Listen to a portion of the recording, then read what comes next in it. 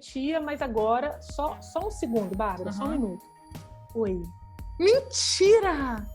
Ai, meu Deus! É aquele interamericano, né? Não acredito! Tá, excelente. Olá, meu nome é Bárbara Lins, eu sou a apresentadora do Toda Mídia, o podcast sobre jornalismo do IDP. E essa que vocês acabaram de ouvir, nessa felicidade toda, é a Lilian Tarran. Ela é a diretora executiva do portal Metrópolis. E essa felicidade tem um motivo. Assim que acabou a entrevista, o gravador ainda estava ligado, ela recebeu uma ligação de uma das editoras do jornal para avisar que o Metrópolis tinha acabado de ganhar um dos prêmios de jornalismo mais importantes das Américas. Esse que agora é mais um dos vários prêmios de jornalismo que o Metrópolis ganhou desde a fundação em setembro de 2015. E o Metrópolis, que é conhecido por ser um portal inovador, por não ter medo de arriscar e que une tanto memes, humor, essa linguagem da internet, com também reportagens mais investigativas, reportagens que duram meses para ficar prontas de tanta apuração. E é sobre essas histórias que a gente começa agora com a Lilian. Então agora vamos para a nossa entrevista com a Lilian Tarran. Lilian, seja muito bem-vinda ao Toda Mídia. Olha, muito obrigada pelo convite, é uma super honra estar aqui com vocês, valeu mesmo, obrigada pela oportunidade, um prazer. A gente agradece. Lilian, antes de falar até do Metrópolis, eu queria entender um pouquinho mais da sua trajetória, né? Você é formada pela Universidade de Brasília em jornalismo, e eu queria saber assim, você sempre decidiu, sempre era certeza na sua vida cursar jornalismo? Você chegou a pensar em fazer outro curso? Como é que é isso? Você sabe que, bom, na época que eu fiz o vestibular para jornalismo, o curso de comunicação, eu não vou saber exatamente como é que está hoje, mas na época era um curso muito disputado. Então você tinha a medicina, né, super tradicional, medicina muito disputada, você tinha o direito, que sempre foi um curso também tradicionalmente muito disputado, e o terceiro curso mais disputado na universidade era o curso de jornalismo. Então eu fiz um primeiro vestibular e não passei. Aí eu fiquei super decepcionada, falei, olha, quer saber? Eu vou fazer outra coisa, tentar um curso mais fácil, isso não é para mim. Então, assim, me deu eu queria muito fazer um curso onde eu pudesse escrever, eu sempre tive facilidade, gostava mesmo, né? Mas aí eu falei, olha, se não for jornalismo, tudo bem, eu faço letras, vou lecionar e tal, mas quando perto ali de fazer o vestibular, eu falei, não, eu vou lutar pelo que eu quero, mesmo sendo difícil, eu vou atrás, vamos nessa, vai dar tudo certo e tudo, e acabei fazendo e entrando e depois que eu entrei, eu nunca mais tive, sabe, assim, nenhum período que falasse, poxa, eu queria ter feito uma outra coisa, um segundo curso, nada disso. Isso é a minha cachaça, eu nunca consegui largar. E você, o estágio seu já foi no Correio Brasiliense? Você passou por algum estágio antes? Foi. Eu fiz um concurso para a Rádio Brás, né, que hoje é a EBC. Eu passei no concurso e conciliei durante um tempo a minha atuação no Correio Brasiliense. Eu entrava à tarde, entrava ali por volta de 1h da tarde, mas na parte da manhã fiz durante um ano, trabalhei na Rádio Brás, né, desenvolvendo outras habilidades ali, porque tinha a questão da rádio, né, na época a internet ainda estava no início, então foi muito bacana poder trabalhar na agência e também experimentar essa coisa da rádio, né? Que é muito diferente. A gente só quem já passou por rádio é que sabe o tanto que você tem que ser muito hábil, você tem que ter uma certa desenvoltura, você tem que ter bastante desenvoltura. Sabe que eu desliguei o telefone na cara do locutor a primeira vez, imagina, eu comecei a trabalhar e logo no dia seguinte ao meu primeiro dia de trabalho na Rádio Brás, o locutor, na hora da Voz do Brasil, ele me chama e olha, agora a gente vai diretamente com a Lilian Tarran e tal, da redação e tudo. Eu pego o telefone, eu fiquei tão nervosa. Eu peguei e comecei a falar, eu fiquei muito nervosa, desliguei o telefone. Nós tivemos um probleminha técnico aqui e tal, ligaram de novo, eu mais tranquilo, falei, bom, agora vamos lá, agora é para valer. Olha, Lilian, se serve de consolo, eu acho que é um bom sinal isso que você passou. Eu entrevistei o Antônio Tabet no primeiro episódio, ele falou também que uma das primeiras coisas que mandaram ele fazer foi uma entrevista na cobertura do Bebeto chegando no Flamengo, e o Romário, e ele entrevistar o Romário, só que aí o Romário deu para trás, ele não sabia o que fazer, não sabia o que falar, aí fingiu que a ligação tinha caído. E aí o tablet hoje, ou seja, eu acho que é uma tendência boa, é um bom sinal É uma fazer tendência, isso. é bom, é bom. É a nossa prova de fogo ali, então... Não, rádio, gente, rádio... Só quem passou por rádio, também passei pela Band News, na Band News era a mesma coisa, tinha hora que dava desespero, e tinha esse negócio de, em 20 minutos no trânsito, a gente fazendo uma pauta, apurando política, tinha que dar um trânsito no meio do caminho, eu falava, meu Deus, assim, quem Você passa tem que por saber fazer rádio ao é uma vivo, né? escola. Tem. Você tem que saber fazer ao vivo e não é simples, não é uma coisa, né, assim, muito tranquila. Assim. É claro que quem tem o costume, tudo bem, né, é da sua rotina. Mas para quem não está acostumado, né, você saber ali ter aquela pressão de que, olha, a gente está ao vivo aqui, você não pode errar e tudo. Acho que hoje, né, ultimamente, as entradas na rádio têm sido entradas mais espontâneas. A gente nota que os jornalistas estão mais desenvoltos ali, eles não têm aquela dureza toda, né, do boletim lido e tal. Eu acho que é mais espontâneo. Mas mesmo assim, a pessoa tem que ter o jeitão para poder fazer, senão fica muito gaguejado, né? Não fica legal. Não é todo mundo que sabe fazer, não. E Lilian, você ficou 12 anos no Correio Brasiliense. Nesses 12 anos, imagino que são várias coberturas muito interessantes, muito legais. Mas tem uma ou duas coberturas que realmente marcaram? Teve uma pauta que eu fiz, eu achei muito bacana, porque a gente foi para a cidade, no governo Lula, primeiro ano do governo Lula, houve aquele programa, não sei se você vai lembrar, mas o Fome Zero, foi um programa muito, muito importante, um programa de distribuição de renda, muito importante para as famílias pobres, especialmente as famílias do Nordeste. Então, a gente foi lá para o interior do Piauí, uma cidade super distante, com uma estrutura muito difícil, né? Com pouquíssima infraestrutura. Só para você ter ideia, a gente viajou 7 horas em estrada de terra, eu e o fotógrafo. A gente foi de avião até Teresina, de lá a gente pegou um carro e foi de carro até o interior do Piauí, para poder visitar essa cidade, que era a primeira cidade onde foi implementado o Fome Zero. Nenhuma equipe tinha ido lá fazer a reportagem. Então, depois de um ano que eles estavam aplicando esses recursos federais, a gente foi para poder justamente contar, né, reportar como é que tinha sido essa experiência.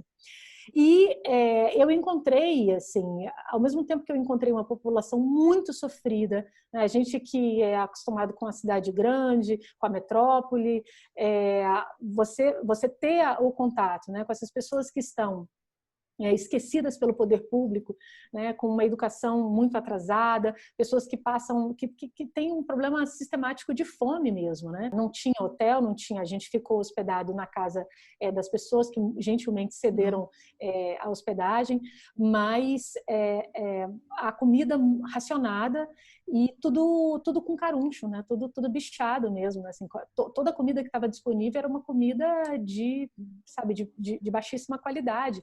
Aí você pensa, não, é na casa de um ou de outro? Não. Todo mundo tem uma situação mais ou menos parecida e é nivelado por baixo. Ao mesmo tempo que eu tive a condição de ver essa realidade, uma coisa é você ouvir dizer, você assistindo uma reportagem, a outra é você estar convivendo durante um tempo com aquela situação. Eu vi também que, meu Deus, em qualquer canto do país, quando tem gente disposta a fazer o mal, os caras dão conta.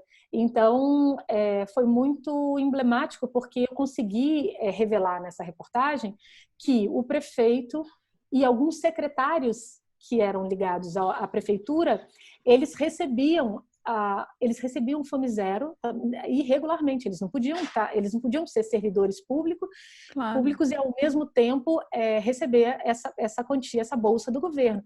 Só que além disso, eles tinham empregos eles tinham um emprego no setor privado, eles tinham um emprego, sabe assim, tudo pouquinho. Mas eu cheguei a uma casa que você via que era explícito que eles estavam passando a mão no que não era deles ali, né? Porque a gente conseguiu mostrar que uma casa destoava de todo o resto da comunidade. Era uma casa que tinha piscina, campo de futebol, churrasqueira, sabe assim, uma ilha dentro daquele bolsão de pobreza. A gente fez a reportagem e conseguiu, a partir daquilo ali, eles cancelaram o benefício para 18 famílias que estavam recebendo de uma maneira irregular, estavam sobrepondo ou com um emprego na própria prefeitura, ou sobrepondo com um negócio que eles tinham ali no setor privado, enfim. Mas a gente conseguiu observar esses 2 pontos, e é muito gratificante você ir né, demonstrar ali, conseguir provar uma situação com a reportagem, com fotos, com imagem, e aquilo ali dá um efeito positivo, né? Assim, foi muito bacana. Na época o Graziano era o ministro e ele deu uma entrevista, ele se preocupou muito porque foi uma coisa bastante séria, então teve uma repercussão.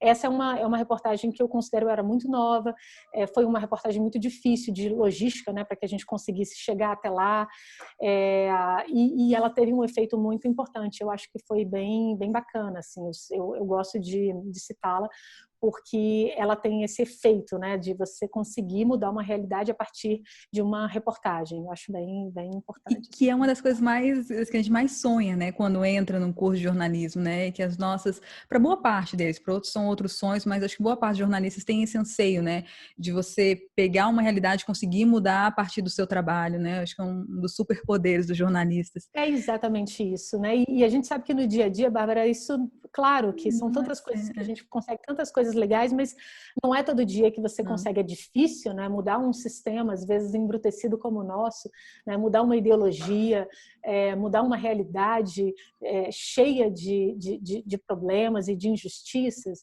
é muito difícil. Então, assim, essas pequenas vitórias, especialmente com relação à justiça social, elas são muito importantes para a gente, né? Acho que é muito bacana. Maravilha. Bem, depois desses 12 anos no Correio, você ficou 2 anos na Virgínia Brasília e depois foi para o Metrópolis. E assim, o Metrópolis surgiu em setembro de 2015, né? Mas Perfeito. Você começou a tocar esse barco muito antes. Como é que foi isso, Lilian? Como é que foi criar o convite? Como é que foi montar uma equipe, montar uma ideia também? Porque não era fácil, era montar um novo site com um novo perfil, algo completamente diferente na capital do país. É um super desafio. Também tem os 2 lados de uma moeda, né? Ao mesmo tempo que foi muito bacana ter a possibilidade de montar um projeto do zero. O nosso maior ativo, o ativo de um veículo de comunicação, é a credibilidade. Credibilidade, em geral, se constrói com o tempo. Então, você montar um projeto de jornalismo sem marca, né, sem tempo de existência, né, você pegar os grandes grupos de comunicação do país, vários deles são centenários, né? Então, você começar uma história do zero é muito difícil, porque você vai ter de empenhar muita energia, você vai ter de empenhar muito trabalho para fazer aquilo ali crescer. E saber também que tem que ter a paciência de que algumas coisas virão com o impacto da criação, com a estrutura que a gente teve, mas outras só o tempo iria trazer, que foi o que aconteceu. Eu acho que o principal nesse projeto foi a coragem, foi aceitar o desafio. Porque na mesma época que eu tive a chance de montar esse projeto, eu tive a chance de continuar também fazendo jornalismo em outros grupos de comunicação consolidados, né, já tradicionais, e eu achei que era o momento de, não, eu vou apostar que esse projeto vai dar certo, eu vou fazer acontecer, vou fazer o projeto acontecer e vou fazer dar certo. Então, assim,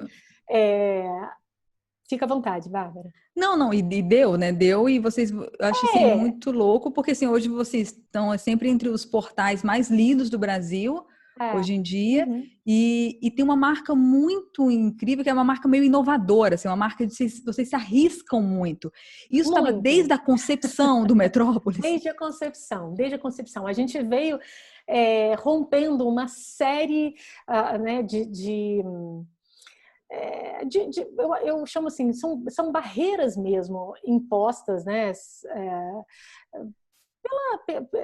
por quem estava antes da gente, por quem fazia jornalismo antes da gente. A gente nem sabe por que essas barreiras foram colocadas ali, freios foram colocados, né, estilos foram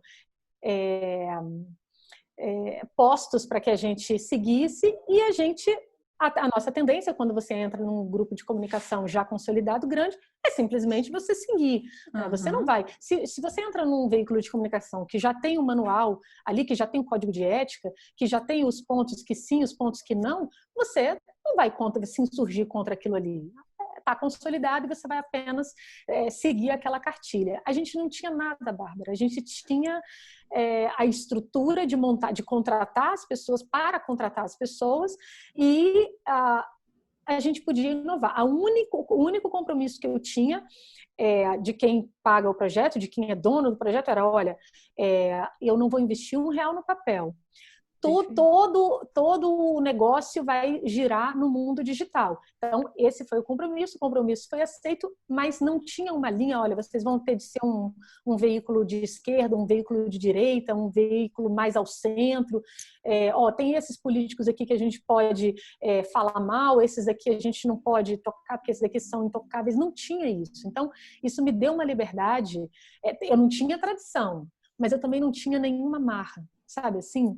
A gente tinha um caminho aberto, um caminho cheio de possibilidades que estava aberto. Então a gente veio fazendo um jornalismo, que era um jornalismo num primeiro momento muito comunitário. Eu precisava conquistar a minha audiência e aquela história, né? Se eu fosse conquistar a audiência do Brasil, eu estava competindo com a Folha de São Paulo, com o Estadão, com o Globo. É muito mais complicado. Os caras são muito bons, estão aí e eles estão aí há muito tempo. Eu precisava primeiro ganhar uma praça menor para depois a gente expandir. Então, a gente, num primeiro momento, focou fortemente no jornalismo comunitário do Distrito Federal. Só que a gente, no DF, a gente tem uma característica. Ao mesmo tempo que você tem a possibilidade de cobrir o Distrito Federal como uma cidade, né, como uma metrópolis, e todas as cidades que estão ali orbitando em torno da capital, você também tem a possibilidade de cobrir o Distrito Federal enquanto capital da República, capital do poder. Então, a gente, trabalhando nesses dois pilares, a gente conseguiu fazer uma história, né, rapidamente construir ali uma rotina de publicação que teve um retorno de audiência. Primeiramente focada na cobertura de cidades. Só que era uma cobertura, assim, a gente tinha quem são os nossos concorrentes naquele momento ali mais fortemente. O Correio Brasiliense, que tem uma presença muito tímida no digital, e assim, as rádios, né, que tem ali o digital como um braço, um suporte, mas que não é o primeiro veículo, a primeira plataforma é a rádio, né? Não é o site. Então a gente tinha um caminho muito livre, a gente tinha uma janela de oportunidade. A gente veio com uma estrutura muito forte em termos de perfis profissionais, da gente que cobre muito bem a cidade, né? Que cobre muito bem polícia, que cobre muito bem política local, né? Que cobre os assuntos ali, saúde, educação, sabe assim, aqueles repórteres bons mesmo de cobertura de cidades. Sem a preocupação com o impresso. Então, toda a nossa energia estava focada 20 horas por dia, porque a gente opera durante 20 horas, focada em abastecer aquela plataforma digital. Então, rapidamente, as pessoas perceberam que, opa, peraí, mas tem um site aqui de graça que tudo que eu preciso de saber está ali. Serviço, as fofocas, a política, a polícia. Assim, elas começaram naturalmente a aderir à nossa plataforma, então montar o nosso bolsão de audiência naturalmente, porque a gente oferecia um conteúdo que era um conteúdo muito variado, muito rápido, isso a gente sempre fez questão mesmo de marcar. A gente é bem Vocês rápido. nasceram para isso, né? Vocês têm essa questão da rapidez, vocês têm essa... Que hoje, assim, eu acho que muito quem migrou do impresso para o digital, ou quem nasceu numa coisa meio híbrida ali, não tem isso no DNA, né? Essa rapidez, essa velocidade de publicar primeiro para o seu público o que está acontecendo. Exatamente. Agora, tudo isso, Bárbara, tem um pano de fundo, sabe? Você não consegue ser rápido na estrutura de um veículo impresso. Se você for olhar as camadas que você tem de hierarquia, só aí você já leva um tempão para poder vencer aquilo ali. Então, por exemplo, você Por quê? Porque o processo todo se dá em 24 horas. Então, você começou o seu dia, você vai produzir para fechar o jornal, para imprimir o jornal do dia seguinte. Muito bem, então, num primeiro momento, você tem o pauteiro que vai pautar o repórter vai para a rua, quando ele passar o retorno, ele vai passar o retorno já para o subeditor, que vai fechar, que vai passar o retorno para o editor, que vai passar o retorno para o chefe de redação, que passa para o secretário de redação, que passa para o diretor de redação, dependendo do assunto, se o assunto for bastante delicado, ele chega ao dono do veículo. Essa escalada, depois, ela volta em efeito cascata, né? Se tiver uma modificação, aí vai perguntando. Exatamente. Agora você imagina, qualquer coisa que aconteça, aconteceu alguma coisa, imagina se a gente tivesse essas camadas de hierarquia. Então, a gente teve que implodir, a gente joga uma bomba nas camadas de hierarquia e empodera muito aquele personagem, aquele repórter que está lá na ponta. Precisa ser um repórter bem preparado, que saiba escrever direitinho, que saiba pontuar, porque ele vai ter, muitas vezes, ele é quem vai ter o texto final ali. Ele já pode subir direto hoje. Hoje no Metrópolis tem repórter que sobe direto, não tem passa por repórter ninguém. Que sobe direto. É claro que dentro do limite do que é possível, né, se a gente não tem a urgência de publicar imediatamente, claro que a gente vai passar pelo editor, que vai dar ali um posicionamento, né, vai melhorar aquele texto, um redator. Aquilo ali passa por um revisor. Então, assim, toda vez que a gente tem condição de fazer isso, claro que a gente faz. Agora, se a notícia é muito urgente, não tem, a dinâmica do acontecimento não nos permite. Lógico que isso vai gerar ali errinhos, né? Assim, é claro que de vez em quando a pessoa lê ali, você vê que tem uma frase truncada, mas a gente muitas vezes está abrindo mão, né, daquele rigor na escrita. Claro que a gente volta depois para poder corrigir, claro que sim. E essa é mais uma característica que eu enxergo como uma qualidade do veículo digital. Aquilo que eventualmente ocorre de equívoco, de erro, a gente tem a possibilidade de ir lá fazer a correção. Aquilo que é pequeno, a correção que é miúda, a gente não precisa de ficar informando, olha, a gente veio aqui corrigir uma crase que estava errada. Claro que quando você muda alguma informação que tem substância, que é importante, né, que você por acaso errou um fato ali que você precisa corrigir, isso precisa ser informado. Olha, essa matéria foi atualizada, a informação em princípio era essa, mas o que está correto é essa outra aqui. Então a gente, em nome da honestidade intelectual com os nossos leitores, a gente tem que avisar que a gente está corrigindo. Quer ver uma coisa que, enquanto eu estou numa reunião, em geral as redações de veículo impresso, elas têm 2 reuniões no dia, né? A reunião que abre e a reunião que fecha. 1 hora de reunião, ela acaba com o meu dia. 2 horas de reunião, eu não tenho condição. Então, assim, a gente faz grandes fóruns, a gente tem reuniões de WhatsApp, não dá tempo. Não dá tempo de a gente parar ali, reunir um monte de, sabe assim, de editor e ficar, olha, o que é que poderia ser interessante para a gente? O dia come a gente. Essa rotina a gente tem para o fim de semana, para as matérias que a gente chama de matérias especiais, para os semi-especiais, né, para as grandes coberturas. Mas no dia a dia, a gente perderia 2 horas que são absolutamente fundamentais para... sabe, continuar ali abastecendo, para ponta, né, para continuar abastecendo o site. Então, assim, a gente teve que desconstruir algumas rotinas que eram rotinas próprias dos veículos impressos, né? E Lilian, como é que foi essa escolha também por, às vezes, dar uma ousada no título, o uso de memes, o uso de humor, o uso de... Sim. Como é que foi feito isso? Que escolha foi essa? Não, e que chama atenção, e que tem inclusive atraído um outro público a consumir notícia. Exatamente. Vocês decidiram isso no começo ou arriscaram uma vez, deu certo, falando vamos construir isso? Você sabe que foi assim, foi simplesmente a gente não ter não ter a censura prévia, sabe assim? Não ter aquele código lá, olha, você não pode isso, essa palavra não se deve, esse assunto não se aborda. Então, assim, a gente tem coisas super, sabe assim, não dá nem pra gente falar aqui, eu não tenho coragem. A gente trata de todos os assuntos sem nenhum milindre, a verdade é essa. Não tem assunto proibido.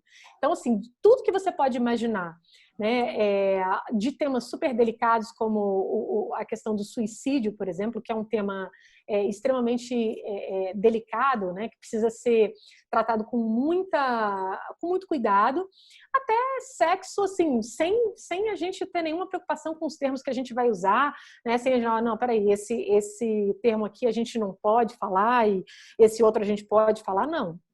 A gente fala a gente usa os termos que são adequados para aquele assunto ali. Aí eu vou te dar um exemplo. Eu me lembro uma vez, né, na política, por exemplo, eu me lembro de um deputado ter dito que, olha, no plenário, assim, né, falando lá, discursando tal, fulano é um filho da puta. Aí a gente colocou, deputado fulano de tal, 2 pontos. Fulano é um filho da puta. O deputado me ligou e falou assim, Lilian, pelo amor de Deus, como é que você coloca isso no jornal? Eu falei, deputado, o senhor vai me desculpar. O senhor não falou isso? O senhor falou? Ele falou, eu falei, mas daí estar no jornal, eu falei, mas peraí, ué. Por que o senhor pode falar e a gente não pode publicar? Não vem, não. O senhor achar que não é adequado, e aí o senhor não fala, ué, mas se o senhor falou, a gente publicou. Então, a gente é muito mais, assim, não foi nada planejado. Mas é que quando só o fato de você não ter as amarras, nossa, de verdade, assim, metade dessas questões apareceram porque as pessoas perguntavam, a gente pode? Eu falei, mas por que não? Sabe assim, tudo veio do porquê não. E o que mais tem, quem não é da redação não imagina, são tabus, né? Ou então, meu veículo não fala disso, a gente não fala disso, não vamos entrar. E com muito medo de processo, inclusive, algumas temáticas, né? Tem medo de ser processado, tem medo de ser criticado. Como é que vocês lidam com isso? Hoje, vocês fazem muita graça, às vezes até com políticos, vocês fazem graça Exatamente. De Deus e o mundo, assim. Tem muito processo? Tem muito processo. Mas a gente não perde. É raríssimo, raríssimo. A gente tem aí um histórico bem favorável. A gente tem um corpo jurídico bem vigoroso, é bom. Assim, isso faz toda a diferença. Eles são muito rápidos, né, estão muito atentos a todas as questões ali, muito rapidamente, muito alinhados com a redação. Eles sabem exatamente que a gente é bastante atrevido. Então, o advogado, se você for perguntar para um advogado, peraí, eu publico ou não publico, você não vai publicar nada. Nunca. Ele sempre vai achar que aquilo ali abre margem para um processo. Então, assim, eles entendem o nosso jeitão. Então, assim, já sabendo disso, eles estão sempre super bem preparados. São pessoas que consomem muito o nosso conteúdo, que estão mergulhadas nesse ambiente da mídia. Então, a gente tem os processos, eles costumam ser vitoriosos. A gente costuma ser vitorioso nos processos. Agora, tem uma questão também muito importante, né? A gente tem de ter muito, muito, muito cuidado. Assim, você pode fazer a gracinha, você pode opinar, agora você não pode errar.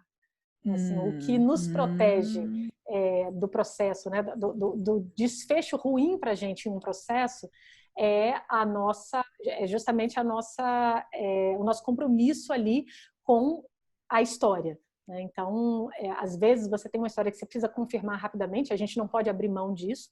Então, assim, eu coloco um batalhão, às vezes, para poder, olha, em cima da mesma história, a gente precisa confirmar. Vira uma gincana, quem chegar primeiro com a história está valendo. Mas esse é o nosso compromisso, assim, porque é isso que nos protege. Assim, a justiça, ela tolera a diversidade de opinião, ela não tolera o erro. Você expor uma pessoa com informações equivocadas, isso é que é complicado. Então, a forma de a gente se proteger é justamente a gente ter muito rigor na apuração. E nesse ponto a gente é muito rigoroso. A gente sabe até né, o ponto que você pode brincar, mas com a informação não se brinca.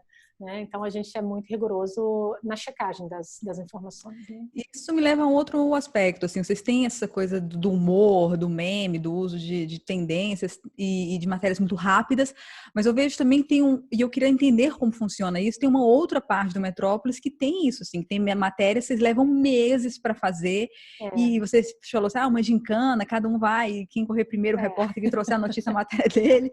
Como é que é isso dentro da redação? Assim, são núcleos que vocês são separados, é todo mundo Sim. junto, e como é que funciona?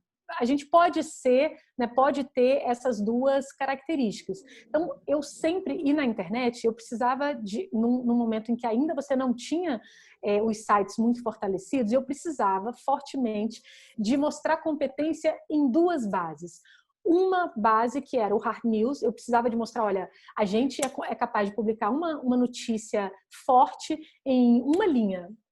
Se eu vou dar a notícia de que um governante morreu, o ex-governador Joaquim Roriz morreu na tarde de hoje, eu preciso de uma linha para contar, isso é muito rápido. Depois eu vou fazer todo um histórico, vou mostrar quem foi, a importância que ele teve, contextualizar, tudo isso. Mas a notícia, eu consigo dar a notícia em uma linha.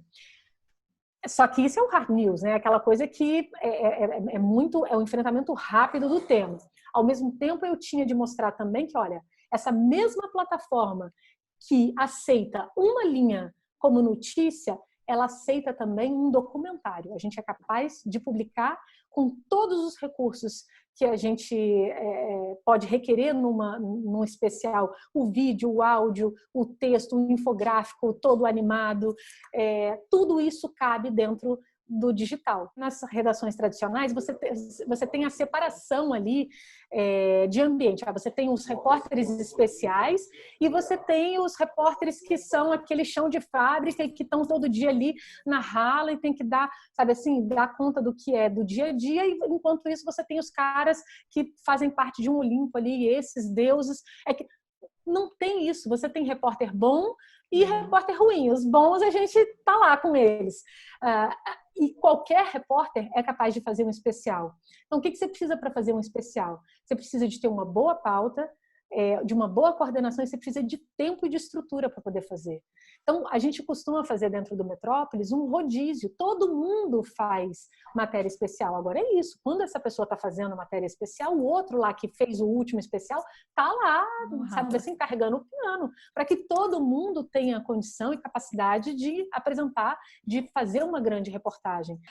O Metrópolis foi pioneiro, pelo menos em Brasília, nessa participação popular. Assim, vocês abriram canais de WhatsApp quando ninguém fazia isso, vocês se abriram mesmo para receber o conteúdo, fazer uma primeira checagem e já publicar. Da onde surgiu essa inspiração, e se vocês têm um resultado muito grande dessa participação popular? Onde é que o público está? A gente precisa estar onde o público está. O público estava nas redes sociais. Então, a gente mergulhou sem preconceito nenhum. A gente, assim, foi de cabeça. Olha, se o público está nas redes sociais, a gente tem que estar lá também. Na época, o Facebook era muito forte. A gente tem 2,5 milhões de seguidores ali, porque a gente foi com aquela... Olha, se eles estão aqui, a gente tem que produzir com a linguagem do Facebook, a gente tem que entrar no debate do Facebook e, assim, você vai encontrar veículos que têm muito mais seguidores. Veículos tradicionais, pega uma Folha, um Estadão, só que é o seguinte, o que a gente olha é o engajamento. O número em si é um número que às vezes é compatível com o tempo de existência que você tem naquela plataforma, mas o nosso engajamento sempre foi muito forte. Assim, as rodas de conversa que a gente consegue gerar pela polêmica, né, pelo atrevimento, enfim, pela não censura, pela rapidez, por tudo que você pode imaginar, isso nos criou um ambiente muito favorável nas redes sociais. A gente entendeu que o WhatsApp era um canal muito importante, porque assim, de um multiplicava para vários, né? Você passava um link para aquele número ali, e daquele número aquilo ali virava uma série de pessoas impactadas com aquela mesma informação. A gente teve que fazer um movimento todo de adesão. Olha só, você quer receber notícia assim, sabe, quentinha aí no seu telefone, toda vez que tiver alguma coisa importante... Aí a gente foi tendo, as pessoas foram aderindo às nossas listas, a gente foi montando um banco enorme, hoje ele é um banco gigantesco de números que a gente tem por adesão das pessoas, e aí a gente faz disso um multiplicador da nossa audiência. Falando em polêmica, em rede social, eu vi que vocês contrataram Léo Dias, por exemplo. Polêmico. Mas assim, e conversando com rede social, no YouTube, eu tô vendo o canal de vocês, já tem vídeo dele com 2.700.000 views. Pois é, você sabe que eu não tenho medo nenhum de polêmica, eu tenho medo de quem não tem audiência, disso eu tenho medo. Então, assim, eu não... zero problema de trazer um cara super polêmico, 2, 3, 10. O único problema, a única polêmica que vira uma barreira para a gente é o cara não ter audiência. Então, assim, essa é a nossa... esse é o nosso termômetro. Ele conversa com o público. É interessante você estar citando ele, porque era com ele o meu compromisso agora. Ele esteve em Brasília e a gente foi almoçar. É impressionante, Bárbara, assim, as pessoas param ele na rua. Assim, ele de máscara, as pessoas param, pedem foto, querem abraçar, numa época que não dá para abraçar, né? Então, assim, ele tem um mérito muito importante, porque ele conquistou isso através, né? Não fazendo apenas televisão, né? Ele conquistou essa popularidade muito forte, porque ele é um cara que faz muito bem aquilo que ele faz. E ele tem uma veia, porque a gente fala, é fofoca, né? Ele faz mesmo, faz e tem um orgulho de fazer isso. Mas é uma fofoca, sabe aquela fofoca bem apurada? As pessoas morrem de medo dele, porque, assim, difícil dele dar uma bola fora, viu? É difícil. Dá para dar spoiler? O que o Metrópolis quer aí para os próximos anos? O que vocês estão pensando? O que vocês estão planejando? Tem spoiler de alguma coisa para gente? A gente não para nem um minuto, a gente está sempre planejando crescer, né? A nossa meta é sempre ser maior e melhor do que aquilo que a gente foi no mês passado.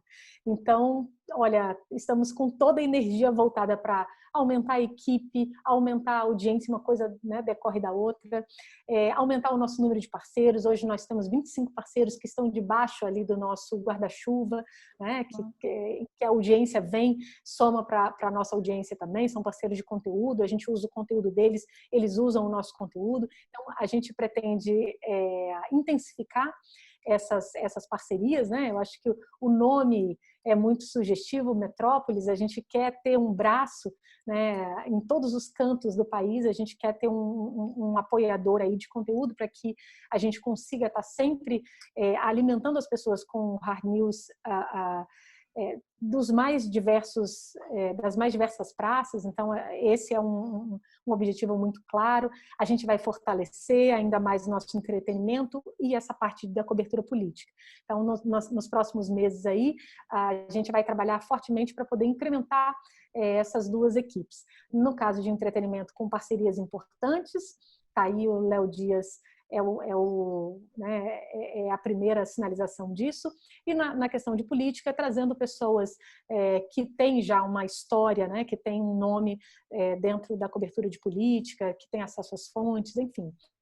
E fortalecer bastante também as nossas redes, especialmente de vídeos, né? Assim, a gente vai trabalhar bastante em cima da plataforma do YouTube, né? Que era uma rede que a gente não tinha ainda trabalhado com ela, né? Agora a gente começou a organizar e a fazer dali um braço importante ali na cobertura.